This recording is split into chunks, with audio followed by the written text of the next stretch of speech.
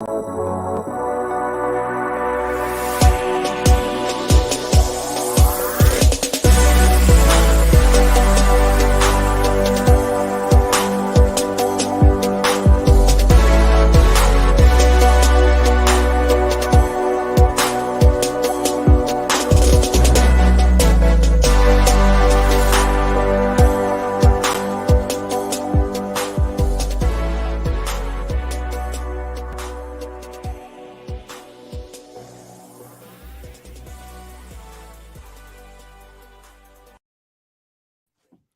afternoon, everybody. Welcome to CW Live. My name's Chris Webb, Head of Communications. Delighted to have with me this afternoon our Deputy General Secretary for Telecoms and Financial Services, Andy Kerr. How are you doing, Andy?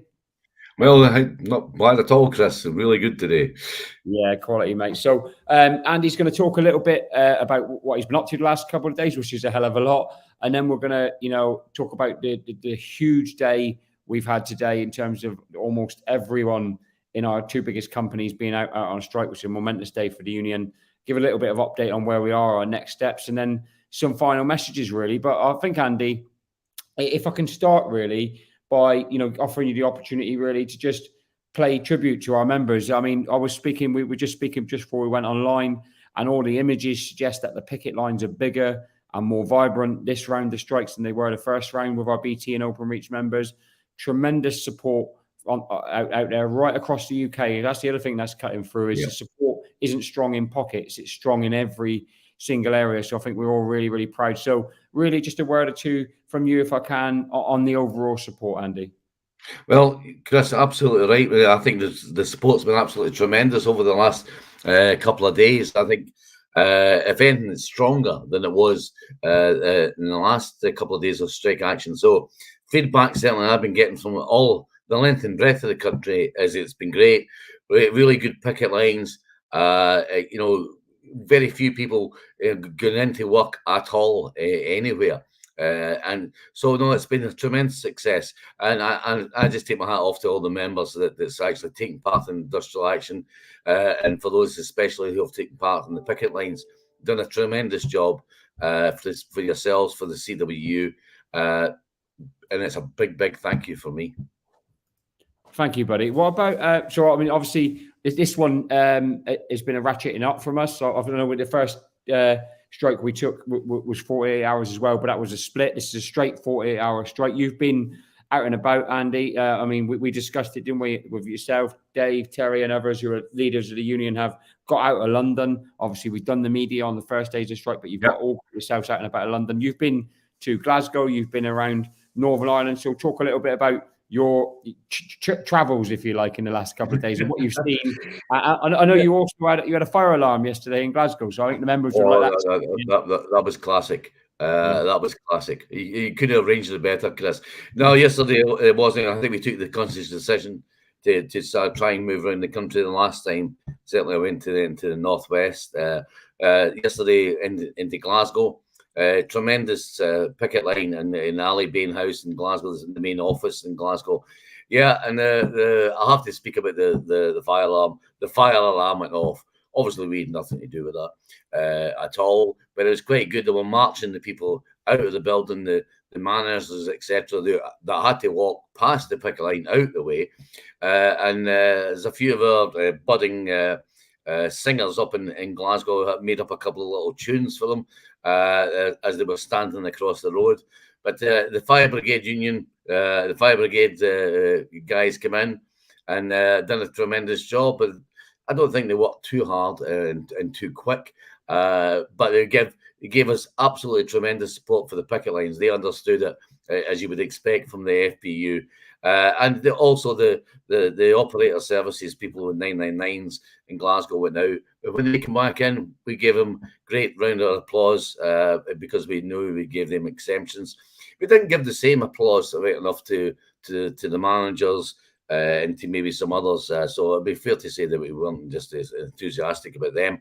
But it was great. Great turnout by the Glasgow Motherwell branch and by the Scotland #1 branch. You know, that really was fantastic, and we had a lot of support up there from other unions, Unison, RMT, etc., who came to support us. So that was tremendous. And today, I come over to Ireland very early this morning on the picket lines. Been on about 4 or 5 picket lines in Northern Ireland today. All tremendous, all absolutely tremendous. The guys were all good fun and really good support. Solid, absolutely solid for us over here in Northern Ireland. So it was, I take my hat off to the branch over here too for the organisation that they've put in. And then we had the rally. Both Terry Pullinger from the DGSP and myself spoke at.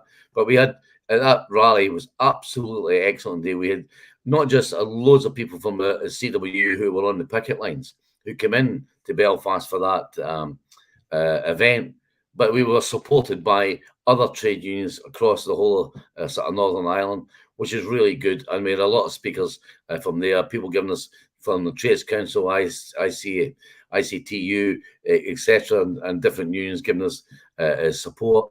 But it was really, really good. And we're right in the centre of Belfast, right outside City Hall. It couldn't have been better. And loads of people in the general public actually stopped to listen. And they did listen. They didn't just stop to listen for a minute and walk away. They actually listened to what's been said. So I think today's been absolutely tremendous. And I would just like to say a big, big thank you to the Northern Ireland Regional Secretary, Ellen Massey, for the work that she's done to make sure this event took place today. Thanks, Andy. That leads me really nicely into my next point I was going to ask you about was, obviously, you were there today at the rally, which everyone who was there is reporting it to be a massive success. We had Deputy General Secretary Postal, Terry Pullinger, there with you as well. I mean, I know you always talked, about bringing the union together, as we all do. It felt like it's a massive, massive day for the CW today. 160,000 people taking strike action all at the same time. I mean, how good do you feel that there's an opportunity there for our BT and Openreach members to lift our Royal Mail Group members and vice versa, working class people to be lifted up by each other? Oh, I think you're actually spot on there, Chris. I think there's no doubt about it. Some of the postal colleagues have understood strike action, been involved in it a little bit. It's been a long while since anybody in BT. In fact, a lot of our workers in BT have never been involved in industrial action in any way, shape, or form. And I think we're learning from that. We had the last 2 days strikes, as we said, and we're moving on to these 2 days of strikes. But I think we did learn from each other. And there's no doubt about it. We're absolutely solid. And I made that point today, actually. I made that point quite clear to everybody that this is one union and we support each other and we support other workers in struggle, whether it's the RMT, whether it's TSSA, whether it's Unite, Unison, or anybody else. We, CWU, have got a proud tradition now of supporting workers in struggle, wherever they are and whoever they are. And we do that. But it's very, especially we look after each other. So I think there is a coming together because it's the same issue. We're looking for pay, and I believe quite clearly there's maybe some orchestration somewhere in the background that, can we actually prove it? I don't know yet. Yeah, but it's quite clear. If we can make a breakthrough in one of these companies, we'll make the breakthrough in the other one. So we need to make sure we're supportive of each other, and I think we've definitely shown that today.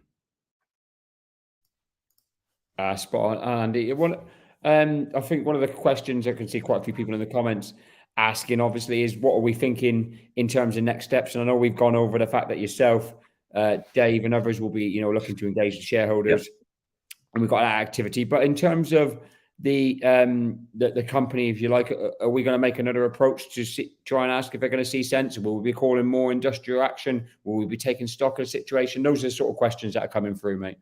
Well, a couple of them, Chris, I suppose a good answer. Certainly, you ended up there with taking stock. I think that's what we need to do. I think that's what our members would expect. We will take stock of that, and we'll do that over the next few days to see, what actions is taking place, what effect has that had, etc. And at the same time, as we're taking stock, I will offer back into the company again for further talks, but it has to be. This is the issue with the company. They have came back to the table, but they haven't given anything. They haven't offered anything in any way. So I need to. I'll certainly open the channels back into the company to see if there's a possibility of an offer coming from. But if it's a matter of just coming back to the table to sit there and tell us they can't afford it again, what's the point? Because we quite clearly know they can afford it. So we will open those channels back up. Hopefully BT will see sense and come back to us. And then we can see where that takes us and move forward. But at the same token, we're not just going to sit back and do nothing. We are going to take stock.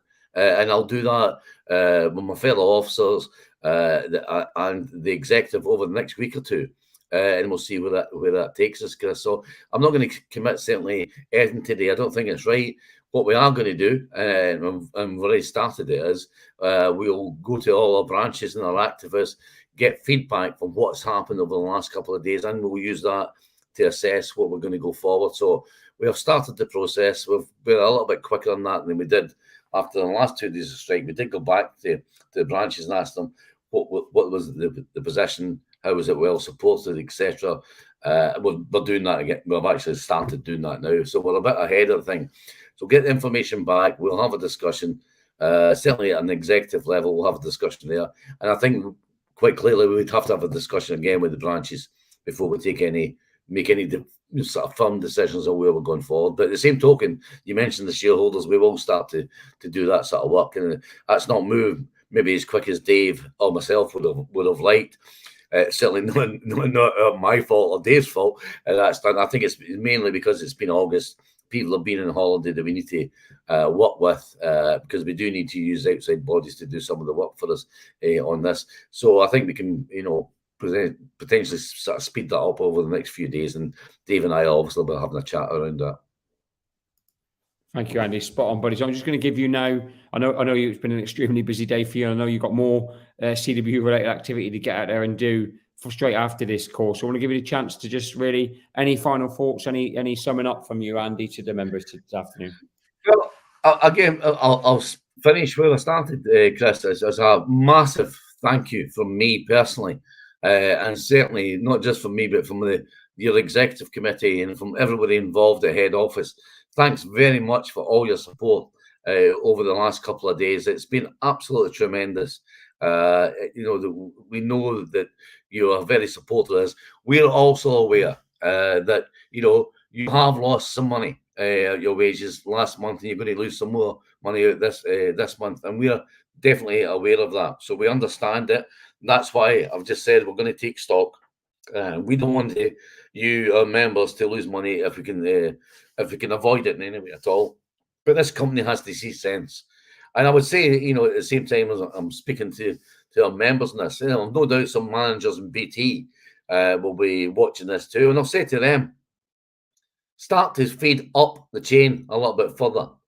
Start to tell the very senior people in this company that they should come back to the table and they should make an offer. This is not a question about affordability. This is a question about choices. And they should choose to back the workers who have backed this company for not just for the last year or for the last 2 years in the pandemic, but some of which have backed this company for 30 and 40 years.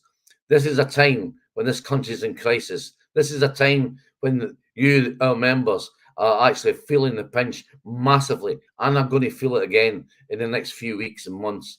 And this is a time for BT to do the right thing. And I would ask them to do the right thing. Do the right thing, come back to the table and put to us an offer that we can fully consider, and also an offer that we can actually put to our members for themselves to decide on it. That's where I want to be. I want to try and get a negotiated settlement here with the company. I've always said that, and it will always be my preferred position.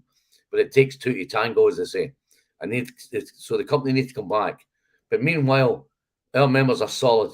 Our members are absolutely solid, the length and breadth of this country. And thank you very, very much for your support. If we stick together, we always stick together, we keep doing this, we will win this fight. We will win it. So thank you again.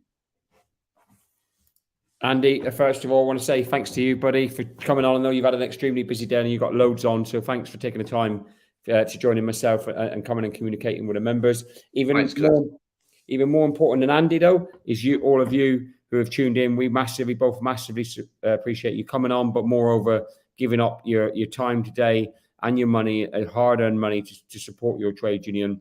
It's hugely appreciated. We're really, really proud of you. Keep fighting, everybody. Andy, myself, and many of us will bring you more updates in the coming days and weeks. Take it easy. What a great day for the union again.